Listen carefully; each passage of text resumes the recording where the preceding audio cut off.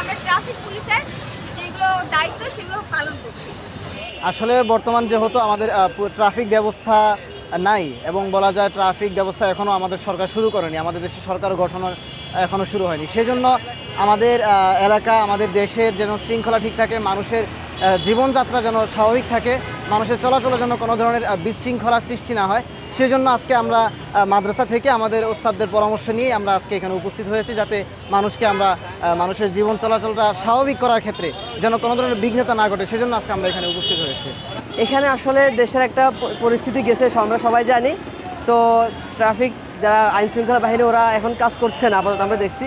তো যেহেতু ট্রাফিক না থাকলে এখানে জ্যাম লেগে যেতে পারে, মানুষের চলাফেরা অসুবিধা হতে পারে, এই জন্য আমরা এগিয়ে আসছি এবং যাতে করে গাড়িগুলা সুন্দরভাবে যেতে পারে এবং শৃঙ্খলা হয় একটা, এই জন্য আমরা এখানে মূলত ওস্তাদের সাথে পরামর্শ করে এখানে গাড়িগুলো ঠিক করার জন্য, যাতে মানুষের চলাচল ঠিক মতো হয়, এই জন্য আমরা এখানে অবস্থান করছি এবং কাজ করছি।